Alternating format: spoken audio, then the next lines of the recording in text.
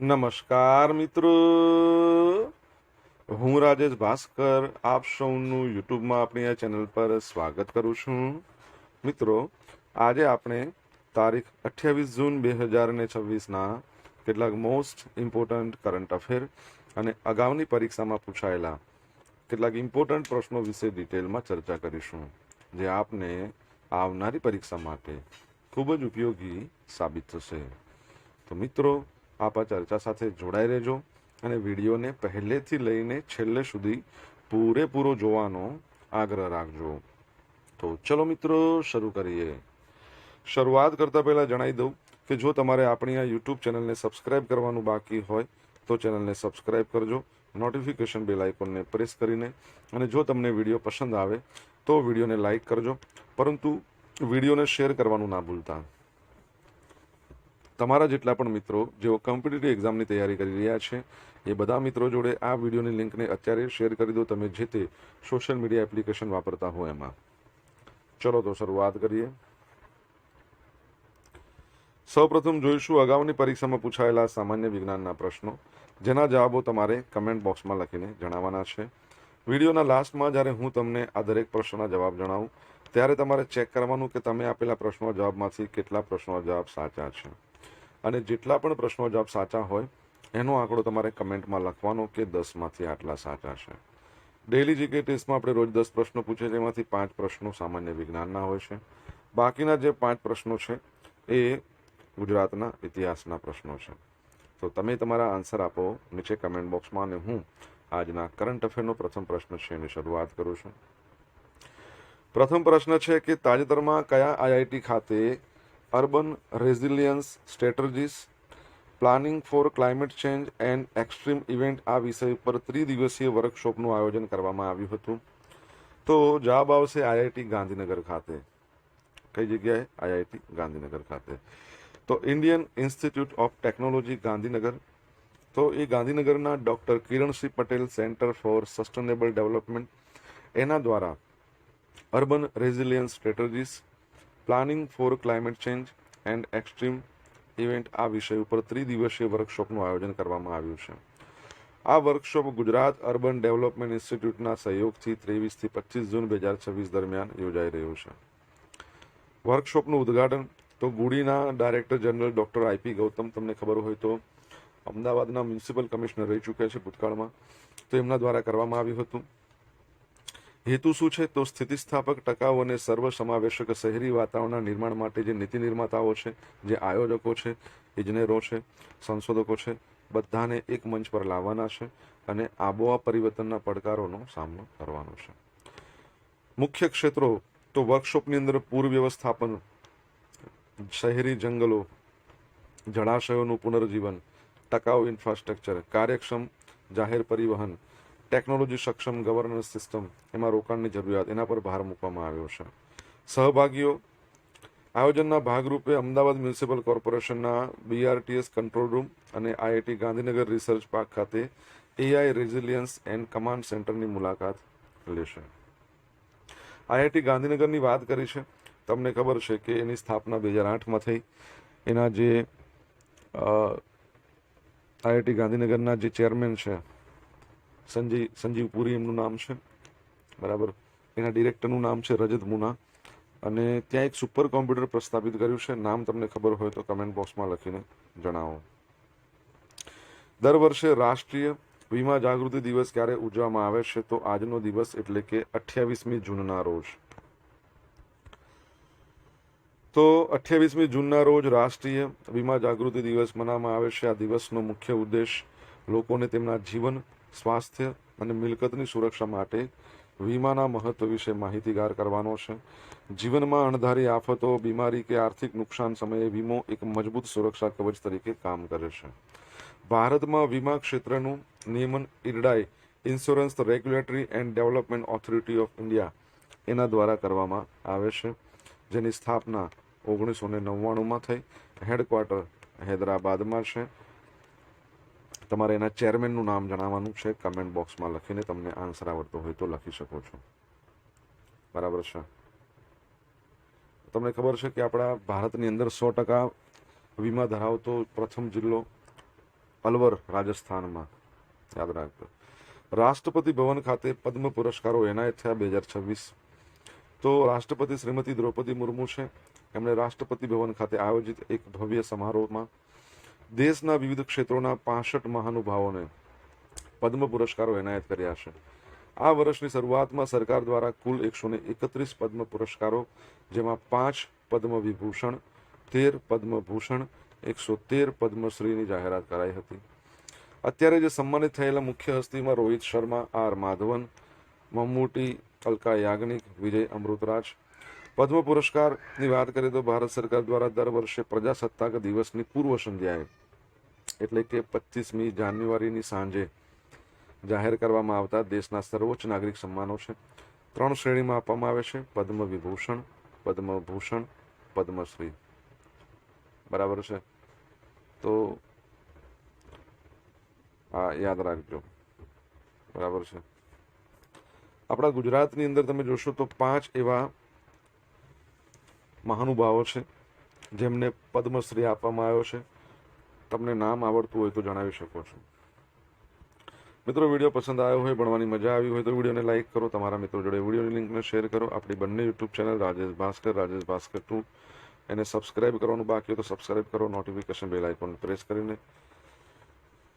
જો તમારે daily current અફેરની PDF જોઈતી હોય તો આપણી ટેલિગ્રામ ચેનલને જોઈન કરી લો. ડેલી કરંટ અફેરની પીડીએફ તમને મળશે, સાથે તમને પોલ્સ પણ રમવા મળશે. ભારતે કયા નાણાકીય વર્ષ સુધીમાં 100 gigawatt pumped storage hydro power ક્ષમતા પ્રાપ્ત કરવાનો લક્ષ્યાંક રાખ્યો છે? તો જવાબ આવશે 2035-36. તો ભારત સરકારે નાણાકીય વર્ષ 2035-36 સુધીમાં 100 gigawatt pumped storage hydro power ક્ષમતા પ્રાપ્ત કરવાનો લક્ષ્યાંક નક્કી કર્યો છે. વિદ્યુત મંત્રાલય હેઠળના સેન્ટ્રલ ઇલેક્ટ્રિસિટી ઓથોરિટી એના દ્વારા આ એક રાષ્ટ્રીય રોડમેપ તૈયાર કરવામાં આવ્યો છે. આના સાથે ઇન્ટરનેશનલ હાઇડ્રો પાવર એસોસિએશન દ્વારા 24 જૂનના રોજ ગ્લોબલ હાઇડ્રો પાવર આઉટલુક બહાર પાડવામાં આવ્યો છે.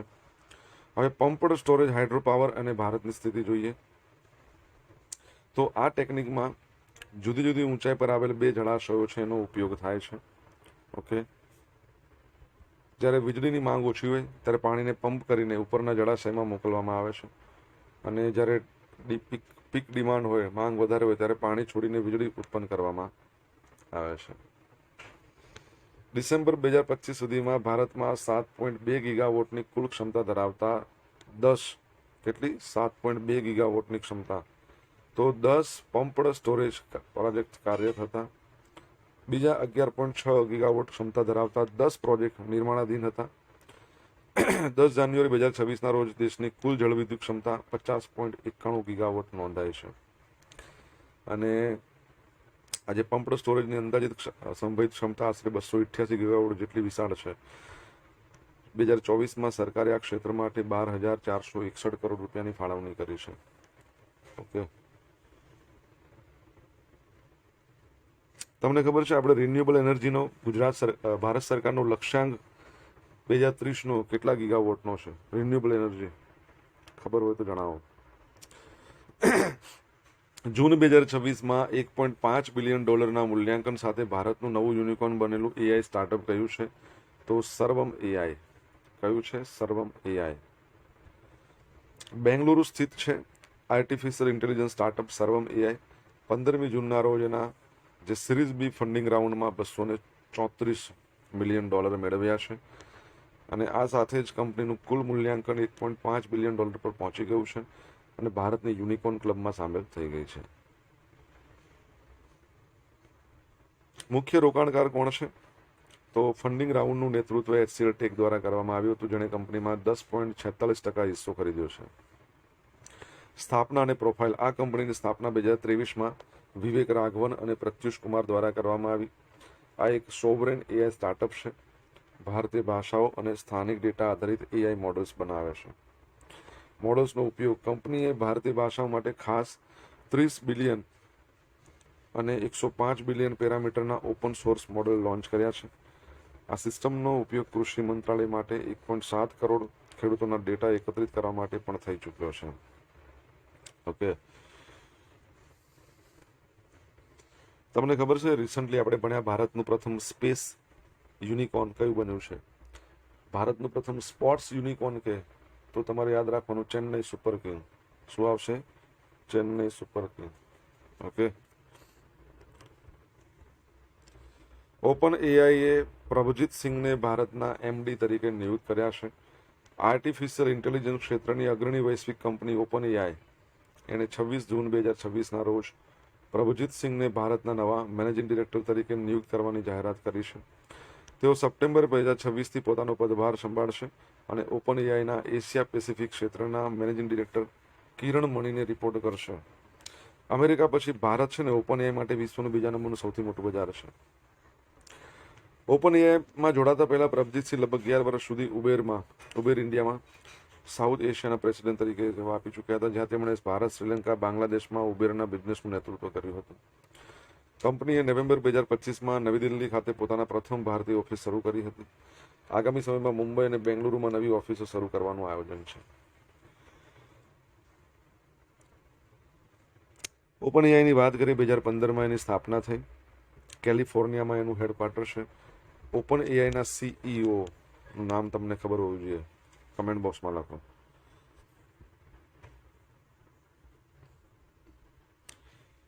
સોશિયલ મીડિયાના માધ્યમથી મારી સાથે તમે કનેક્ટ રહી શકો છો.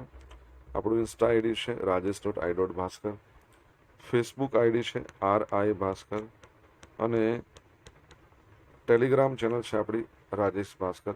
અહીંયા તમને ડેલી કરંટ અફેરના PDF મળી જશે અને તમને પોલ્સ રમવા મળશે. જો ભણવાની મજા આવી હોય તો વિડીયોને લાઇક કરો, તમારા મિત્રો જોડે વિડીયોની લિંકને શેર કરો. ચેનલ સબસ્ક્રાઇબ કરવાની બાકી હોય તો સબસ્ક્રાઇબ કરો, નોટિફિકેશન બેલ આઇકન પ્રેસ કરીને. તાજેતરમાં ફૂટબોલર લિયોનલ મેસીનું 26 મીટર એટલે કે 85 ફૂટ ઊંચું એટલે વિશ્વનું સૌથી ઊંચું સ્ટેચ્યુ કયા દેશમાં બનાવવામાં આવ્યું છે? તો તેઓ જે દેશથી બિલોંગ કરે છે એ જ દેશમાં એટલે કે આર્જેન્ટિનામાં. જો આ પ્રમાણેનું સ્ટેચ્યુ છે, બેઠેલો છે, હાથ ઊંચો છે, અહીંયા ટ્રોફી છે, બરાબર છે, જે 2022માં જીતી હતી. તો વર્લ્ડ કપ 2026 દરમિયાન આર્જેન્ટિનાના પેટાગોનિયા નામના દૂરના શહેરમાં football superstar captain Lionel Messi એનું એક ભવ્ય અને વિશાળ સ્ટેચ્યુ બનાવવામાં આવ્યું છે. સ્ટેચ્યુની સાઇઝ અને વજન, આ સ્ટેચ્યુ 26 મીટર ઊંચું છે. તેને બનાવવા માટે 70 ટન સ્ટીલ અને લોખંડનો ઉપયોગ કરવામાં આવ્યો છે. ડિઝાઇન, આ મૂર્તિમાં મેસી ઘૂંટણિયા બેઠેલો જોવા મળે છે, જેની વચ્ચે વર્ષ 2022માં જીતેલી વર્લ્ડ કપ ટ્રોફી અને એક હાથ આમાં ઊંચો છે. મેસીનું આ દુનિયાનું સૌથી મોટું સ્ટેચ્યુ છે. અને આ જે સ્ટેચ્યુ છે એ બનાવવા માટે કોણે બનાવ્યું છે? 61 વર્ષના કલાકાર છે આલ્ડો બેરોઇશા, એમણે ડિઝાઇન કર્યું છે. ખાસ તારીખ, આ સ્ટેચ્યુનું ઉદ્ઘાટન 16મી જૂનના રોજ આર્જેન્ટિનાની વર્લ્ડ કપની પ્રથમ મેચ અલ્જેરિયા સામે, જેમાં મેસીએ 3 ગોલ કર્યા હતા, એ દરમિયાન કરવામાં આવ્યું હતું.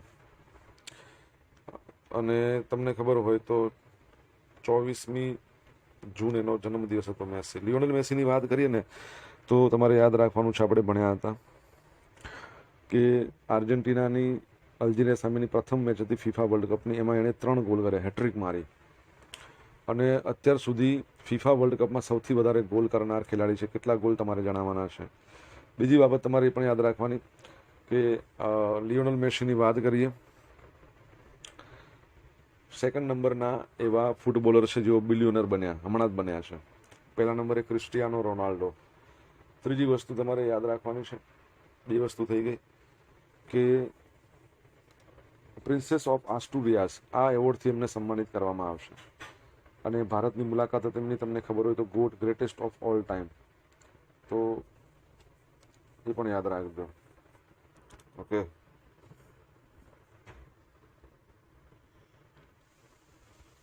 આર્ચરી વર્લ્ડ કપ, ધીરજ બોમ્બાદેવરાએ 2 ગોલ્ડ મેડલ જીત્યા. ભારતના 24 વર્ષીય તીરંદાજ ધીરજ બોમ્બાદેવરાએ તુર્કીના અંતાલિયામાં યોજાયેલી આર્ચરી વર્લ્ડ કપ છે એમાં સ્ટેજ 3માં શાનદાર પ્રદર્શન કરી પુરુષોની વ્યક્તિગત રિકર્વ અને મિક્સ ટીમ ઇવેન્ટમાં 2 ગોલ્ડ મેડલ જીત્યા છે. ઐતિહાસિક જીત, ધીરજ વર્લ્ડ કપ રિકર્વ ગોલ્ડ જીતનાર જયંત તાલુકદાર અને અતનુ દાસ એના પછી ત્રીજો ભારતીય પુરુષ તીરંદાજ છે. બેવડી સિદ્ધિ, વ્યક્તિગત ફાઇનલમાં એને દક્ષિણ કોરિયાના લી વુ શોકને 7-3થી હરાવ્યો. આ ઉપરાંત મિક્સ ઇવેન્ટમાં કુમકુમ મોહોદ એમની સાથે એમણે દક્ષિણ કોરિયાના જે ખેલાડી દક્ષિણ ઇરાની ટીમને હરાવી છે 5-1થી. માતાનું બલિદાન. વર્ષ 2016માં આર્થિક તંગી સમયે એમની માતાએ મંગળસૂત્ર અને દાગીના વેચીને 56,000 રૂપિયાનું સેકન્ડ હેન્ડ ધનુષ ખરીદી આપ્યું હતું. એમણે વિચારતા હતા કે હું છોડી દઉં ધનુષ, મતલબ આર્ચરી. પુણેના આર્મી સ્પોર્ટ્સ ઇન્સ્ટિટ્યૂટમાં નોકરી એમને મળી. ત્યારબાદ ધીરજે 2022માં પરિવાર માટે ઘર ખરીદ્યું. માતાના નવા દાગીના એ પણ ભેટ આપ્યા. બરાબર. ચાલો આગળ વધીએ. હવે મિત્રો જોઈશું અગાઉની પરીક્ષામાં પૂછાયેલા સામાન્ય વિજ્ઞાનના પ્રશ્નો. બરાબર છે. નીચેનામાંથી કયા વિટામિનને કારણે લોહીના ગઠનની પ્રક્રિયા ધીમી થાય છે? વિટામિન કે. બાયોગેસનું મુખ્ય ઘટક શું હોય છે? Methane, CH4. પેટ્રોલિયમ પ્રોડક્ટમાં લાગેલ આગ માટે અગ્નિશામક તરીકે શાનો ઉપયોગ થાય છે? Carbon dioxide. ધ પરસેક શાનો એકમ છે? અંતર માપવા માટેનું. આલ્કોહોલિક પીણા વધુ પડતા પીવાથી કોને નુકસાન થાય છે? લીવર ડેમેજ થાય. હવે મિત્રો જોઈશું અગાઉની પરીક્ષામાં પૂછાયેલા ગુજરાતના ઇતિહાસના પ્રશ્નો. પહેલો પ્રશ્ન, નીચેના પૈકી સૌરાષ્ટ્રના કયા રજવાડાઓના નામથી બનારસ હિન્દુ વિશ્વવિદ્યાલયમાં હોસ્ટેલનું નિર્માણ થયેલ છે? તો મોરબી અને લીંબડી. યાત્રી વેરો કોણે નાબૂદ કર્યો હતો? સિદ્ધરાજ જયસિંહ, એના માતા મિનળ દેવીના કહેવાથી. ગુજરાતના સત્યાગ્રહીઓમાં ડુંગળી ચોર તરીકે કોણ પ્રસિદ્ધ છે? મોહનલાલ પંડ્યા. ભૂચર મોરીના યુદ્ધ 1591 વચ્ચે અકબરનો ગુજરાતનો સેનાપતિ કોણ હતો? Mirza Aziz Coca.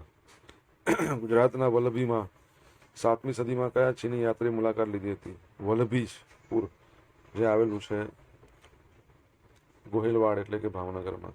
તો હિયત સંઘે લીધી હતી. કોણે લીધી હતી? હિયત સંઘ. ગઈકાલે પૂછેલા પ્રશ્નો જવાબ જોઈ લે. પહેલો પ્રશ્ન, એસટી નિગમની કંડમ બસમાંથી બનાવેલા આધુનિક સ્માર્ટ સ્કૂલને શું નામ આપવામાં આવ્યું છે? રણશાળા. પ્રધાનમંત્રી શ્રી નરેન્દ્ર મોદીએ તાજેતરમાં પ્રગતિ પ્લેટફોર્મની કેટલામી બેઠકની અધ્યક્ષતા કરી? 52મી. પ્રોએક્ટિવ ગવર્નન્સ એન્ડ ટાઇમલી ઇમ્પ્લિમેન્ટેશન એનું ફૂલ ફોર્મ છે પ્રગતિનું. હવે આજે પૂછેલા પ્રશ્નો જવાબ જોઈ લઈએ. પહેલો પ્રશ્ન છે, IIT ગાંધીનગરની અંદર જે સુપર કમ્પ્યુટર ઇન્સ્ટોલ કરવામાં આવ્યું છે એનું નામ શું છે? પરમ અનંતા. ઈરડાઈ છે એના ચેરમેન કોણ છે? અજય શેઠ.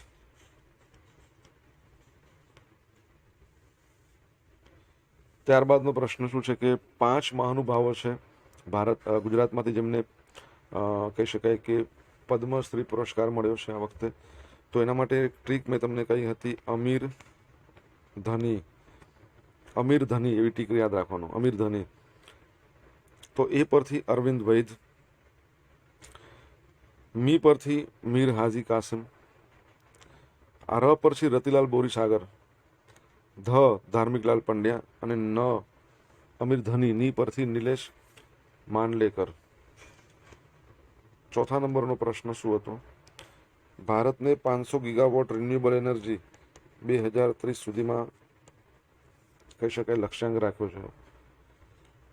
ભારતનું પ્રથમ સ્પેસ યુનિકોર્ન કયું છે? Sky route. યુનિકોર્ન એટલે તો ખબર છે ને, જે કંપની નવી સ્ટાર્ટઅપ નવું હોય એની માર્કેટ વેલ્યુ $1 બિલિયન પહોંચે, યુનિકોર્ન કહેવાય. છઠ્ઠા નંબરનો પ્રશ્ન છે કે લિયોનલ મેસીએ ટોટલ 18 ગોલ કર્યા ફિફા વર્લ્ડ કપમાં, સૌથી વધારે ગોલ. 7મા નંબરનો પ્રશ્ન, ઓપન AI છે એના CEO નું નામ શું છે? તો સેમ ઓલ્ટમેન. ઓકે.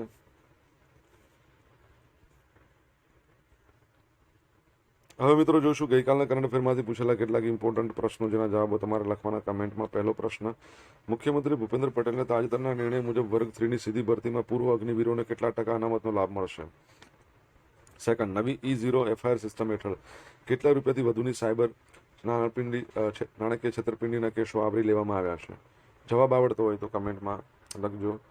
આ હતા આજના દિવસના કેટલાક મોસ્ટ ઇમ્પોર્ટન્ટ કરંટ અફેર અને અગાઉની પરીક્ષામાં પૂછાયેલા ઇમ્પોર્ટન્ટ પ્રશ્નો એના જવાબોની સાથે. આશા રાખું બધાને ભણવાની મજા આવી હશે. મજા આવી હોય તો વિડીયોને લાઇક કરો, તમારા મિત્રો જોડે વિડીયોની લિંકને શેર કરો આપણી બંને યુટ્યુબ ચેનલ રાજેશ ભાસ્કરને સબસ્ક્રાઇબ કરો, નોટિફિકેશન બેલ આઇકોનને પ્રેસ કરીને. તો મિત્રો thank you so much for watching this video. Have a nice day. જય હિન્દ, જય ભારત, જય જય ગરવી ગુજરાત.